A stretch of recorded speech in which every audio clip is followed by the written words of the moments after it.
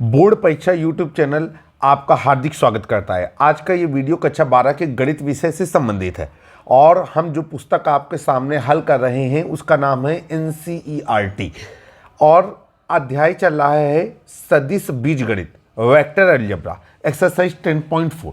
चलिए एक्सरसाइज की शुरुआत करते हैं। एक्सरसाइज 10.4 क्वेश्चन नंबर है आपका 10।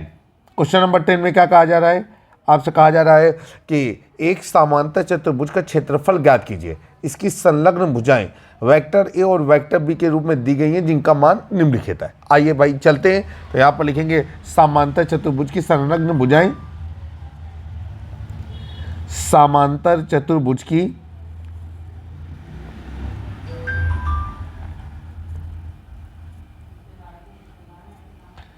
संलग्न भुजाएं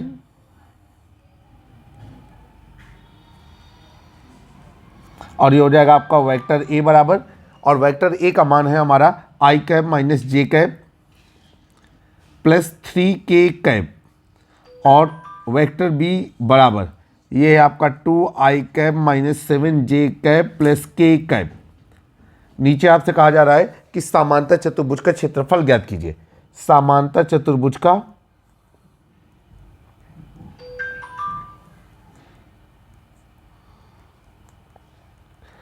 क्षेत्रफल बराबर क्वेश्चन मार्क।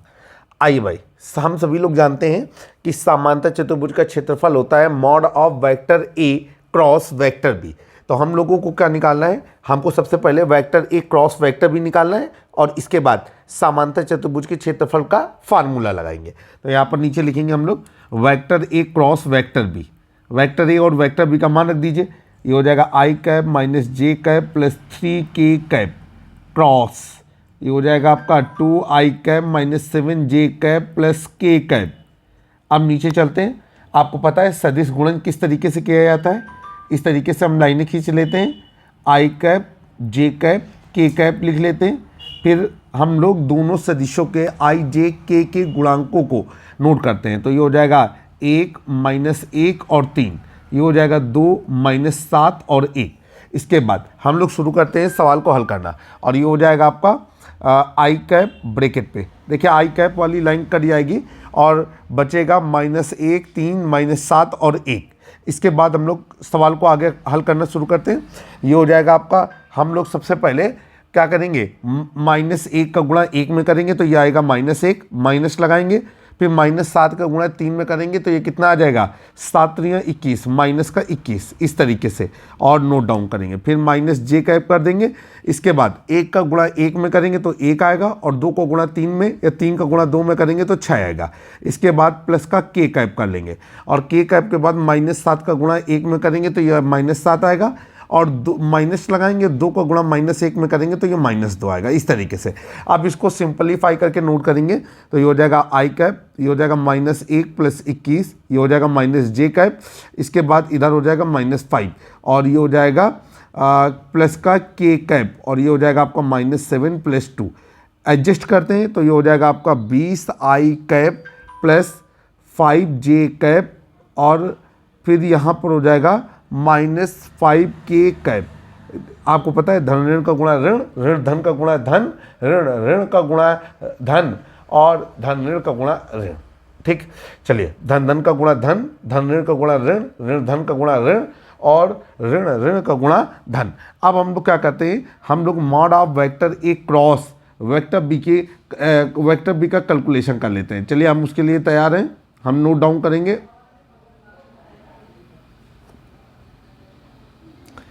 ये हो गया आपका mod of vector A cross vector B is equal to mod of 20i cap plus 5j cap minus 5k cap. ये हो गया आपका। फिर हमारे पास एक फार्मूला होता है चूँकि वेक्टर ए बराबर ये हो जाएगा a1i cap plus a2j cap plus a3k cap. तो यहाँ से हो जाएगा आपका mod of vector A is equal to under root, ये हो जाएगा आपका a1 square plus a2 square plus a3 square. ये हमने मॉड का फार्मूला नोट किया है यहाँ पर। अब ये हो जाएगा mod of vector A cross vector B is equal to under root, ये हो जाएगा आपका 20 का स्क्वायर प्लस ये हो जाएगा 5 का स्क्वायर प्लस -5 का स्क्वायर। आगे चलेंगे, ये हो जाएगा आपका अंडर रूट, ये हो जाएगा 20 गुणे 20 तो हो जाएगा 400, 5 गुणे 5 25, और ये हो जाएगा -5 गुणे -5, ये भी हो जाएगा 25, और फाइनली हो जाएगा आपका अंडर रूट 450। ठीक है, और अंडर रूट 450 का मान कितना होता है, ये होता है हमारा 15 अंडर रूट 2, 15 अंडर रूट 2, इतना हमने निकाल लिया। अगर आप चाहते तो इतना बाद में निकालते, लेकिन हमने निकाल लिया है। अब हम लोग क्या लिखेंगे, नीचे लिखेंगे चूंकि समांतर चतुर्भुज का क्षेत्रफल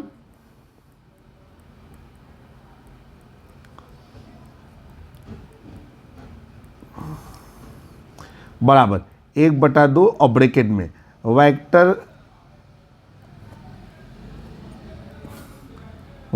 ए cross vector B mod of vector, sorry फिर से देखते हैं, समांतर चतुर्भुज का क्षेत्रफल होगा mod of vector A cross vector B, नीचे लिखेंगे चूंकि mod of vector A cross vector B is equal to 15 under root 2, तो ये हो जाएगा आपका 15 अंडर रूट 2, और आगे क्या लिख देंगे, इकाई। तो आपका आंसर आ गया। आप ये भारतीय भाषा में उत्तर भी लिख सकते हैं कि समांतर चतुर्भुज का क्षेत्रफल 15 अंडर रूट 2 इकाई है।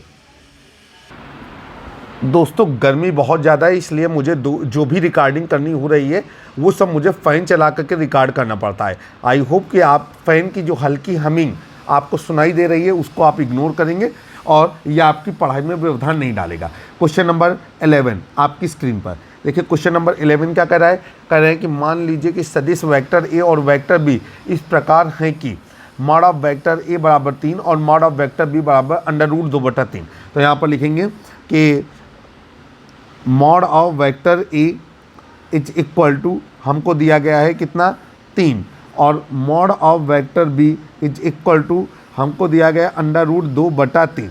तब कह रहे हैं vector A cross vector B एक मात्रक सदिश है, और कह रहे हैं वेक्टर ए और वेक्टर बी के बीच का कोण ज्ञात कीजिए। तो यहाँ पर नोट करेंगे हम लोग कि पीटी सिद्ध करना है हमको कि vector A cross vector B,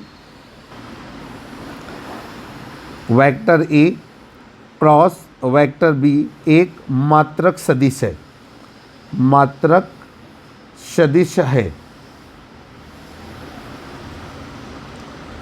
ठीक है, और इसके बाद हमको ये भी प्रूव करना है कि वेक्टर ए व वेक्टर बी के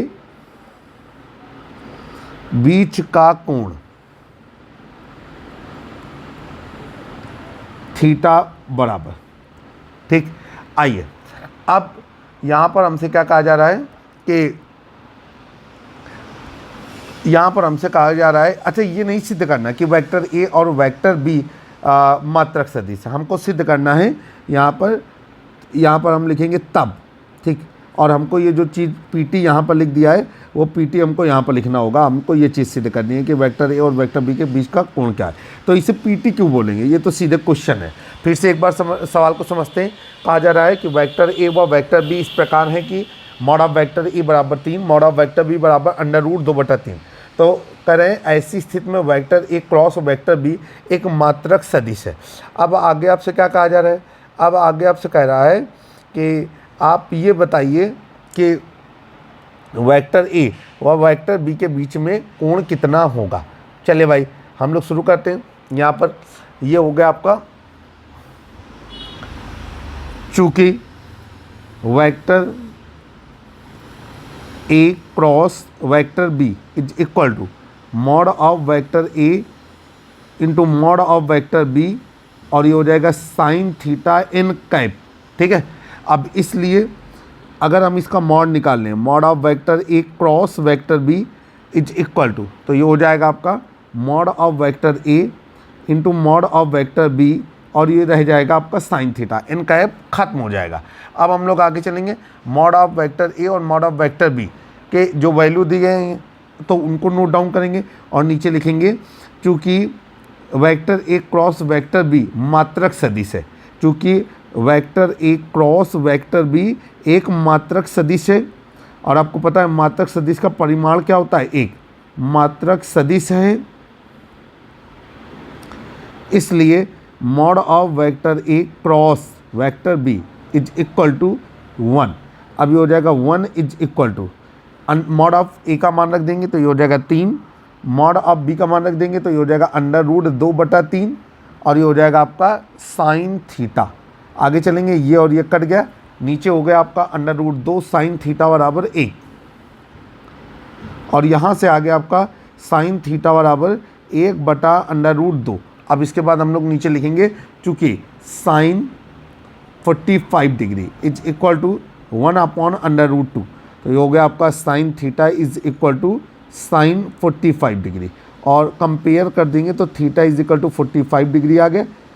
या आपको पता है कि डिग्री मान को रेडियन मान में बदलने के लिए डिग्री मान में π/180 से गुणा कर दिया जाता है, तो ये हो जाएगा थीटा बराबर π/4 और इकाई क्या लगा देंगे, रेडियन। तो आपका आंसर आ गया कि वेक्टर ए व वेक्टर बी के बीच में जो कोण है वो या तो आप 45 डिग्री कहेंगे या फिर आप बोलेंगे π/4 रेडियन। यहाँ पर सवाल के 4 विकल्प दिए थे, हमने उन चारों विकल्पों में उस विकल्प को चुनना है जिसमें π/4 सही उत्तर के रूप में चयनित किया जा रहा है। आइए हम लोग चलते हैं क्वेश्चन नंबर 12 की ओर। क्वेश्चन नंबर 12 एक्सरसाइज 10.4 का अंतिम प्रश्न है और दिल लगा करके इस क्वेश्चन को हल करने की कोशिश करेंगे। क्या कहा जा रहा है क्वेश्चन नंबर 12 में? क्वेश्चन नंबर 12 आपकी स्क्रीन पर आपसे कहा जा रहा है, यहाँ पर फिर से आपको एक बार बताना चाहते हैं, बिल्कुल भी परेशान न होइएगा, ये NCERT की मुख्य पुस्तक का पार्ट 2 है, ठीक है। नवीन पाठ्यक्रम हमने ले रखा है। सवाल है कि एक आयत के शीर्ष ABCD के स्थित सदिश नीचे दिए गए और आपसे क्या कहा जा रहा है, आपसे ये कह रहा है कि इनका क्षेत्रफल ज्ञात कीजिए। भैया आपको पता है आयत का क्षेत्रफल क्या होता है, लंबाई गुणे चौड़ाई। तो हम इसमें 2 भुजाएं बना लें और इसके बाद उनका हम मॉड निकाल लें और इसके बाद सवाल को हम लोग हल कर लेंगे।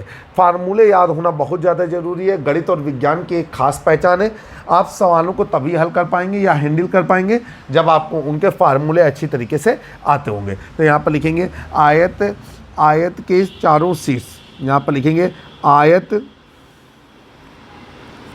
ABCD के शीर्षों की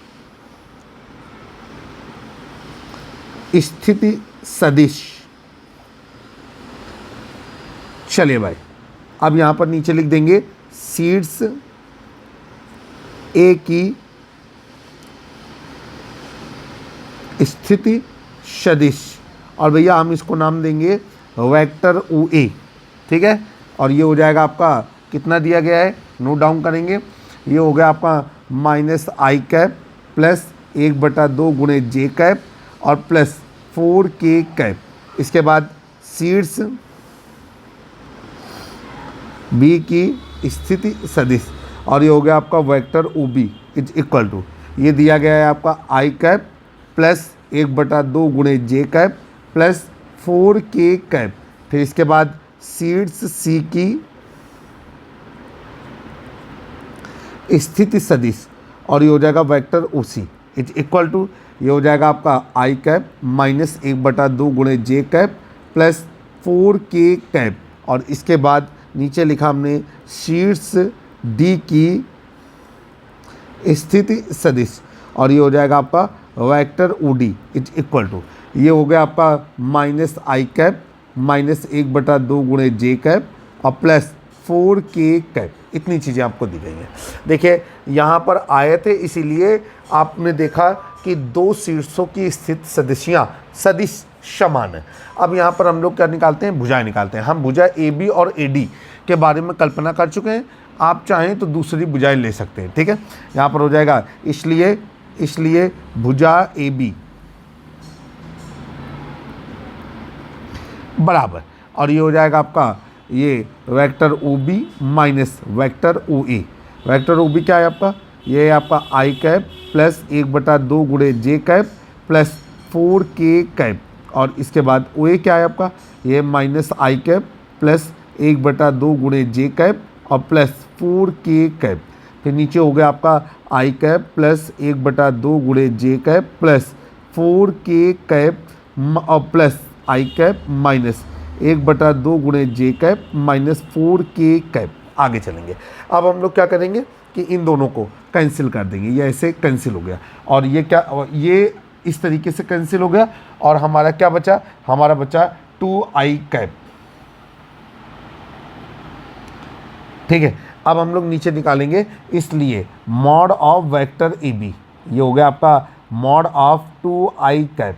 और आप लोग लगातार फार्मूला लगाते चले आ रहे हैं, बगल में फिर फार्मूला लगा दीजिएगा कि वेक्टर ए बराबर a1i cap plus a2j cap plus a3k cap, then mod of vector A is equal to under root a1 square plus a2 square plus a3 square, और ये हो गया आपका अंडर रूट 2 का स्क्वायर, और 2 का square कितना हो जाएगा आपका 4। ये हमारा आंसर हो गया। ठीक है, आई होप कि अभी आंसर नहीं हुआ, बैक कर लेते हैं। अब इसके बाद हम भुजा AD निकालेंगे, तो नीचे हमने नीचे लिखा भुजा AD, या इस तरीके से लिखेंगे कि वेक्टर AD बराबर, अब ये हो जाएगा आपका vector OD minus vector OA। इसको हम लोग अगर हिंदी में लिखना चाहें तो लिख सकते हैं कि शीर्ष D का स्थित सदिश माइनस शीर्ष A का स्थित सदिश। चलिए भाई, सवाल को आगे प्रोसीड करते हैं।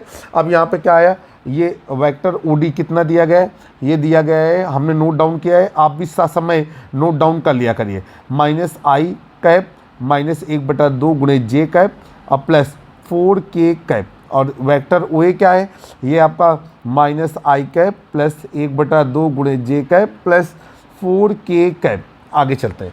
अब यहाँ पर हमने ब्रैकेट हटाया, माइनस I कैप माइनस 1/2 गुणे J कैप और प्लस 4K कैप और प्लस I कैप माइनस 1/2 गुणे J कैप और माइनस 4K कैप। आइए आगे चलते हैं। अब ये देखिए, ये और ये कट गया, इसके बाद ये और ये कट गया, और ये कितना हो गया, ये हो गया -2 गुणे 1/2। ठीक है, और गुणे ये हो जाएगा आपका J कैप, ये और ये कट गया और आ गया माइनस J कैप। यहाँ पर हो जाएगा, इसलिए mod of vector AD is equal to mod of minus J cap, और ये हो जाएगा आपका, ये हो जाएगा आपका अंडर रूट -1 का स्क्वायर, और ये हो गया आपका 1। अगर फार्मूला लिखाना चाहें तो हम फार्मूला दिखा सकते हैं, जैसे कि हम यहाँ फार्मूला दिखाएंगे कि vector A is equal to, ये हो जाएगा आपका a1i cap plus a2j cap plus a3k cap. अब नीचे हो गया आपका mod of vector A is equal to under root, ये हो जाएगा आपका a1 square plus a2 square plus a3 square. अगर आप फार्मूला शो ऑफ करते हैं तो ये आपके लिए बेहतर और अच्छा रहता है। अब हम लोग नीचे लिखेंगे आयत का क्षेत्रफल, या हम लोग उसे लिख सकते हैं आयत ABCD का क्षेत्रफल, तो हमने लिख दिया आयत का क्षेत्रफल बराबर, और ये हो जाएगा आपका मॉड ऑफ वेक्टर AB। ठीक है, और इसके बाद गुणे मॉड ऑफ वेक्टर AD। चलिए भाई, मॉड ऑफ वेक्टर AB कितना निकाला है हमने 2, और मॉड ऑफ वेक्टर AD कितना निकाला है 1, तो 2 गुणे 1 बराबर 2 इकाई, और इकाई उस समय दी गई इकाई का वर्ग हो गए। तो आई होप कि सवाल आपको समझ में आया होगा। यहाँ पर भी 4 विकल्प दिए गए थे। हम ऐसे प्रश्नों में जहाँ विकल्प दिए गए होते हैं, जो सही उत्तर हम निकालते हैं उसे ही सही उत्तर के रूप में चयनित कर लेते हैं। आई होप कि आपको सवाल अच्छा लगा होगा। तो एक्सरसाइज 10.4 पूरी तरीके से समाप्त हो गई। जल्द ही एक नए वीडियो में फिर से मुलाकात करेंगे। अगर आपको चैनल पसंद आ रहा है, चैनल को सब्सक्राइब कर लें, बेल आइकन दबाना ना भूलें। जय हिंद, जय भारत, वंदे मातरम।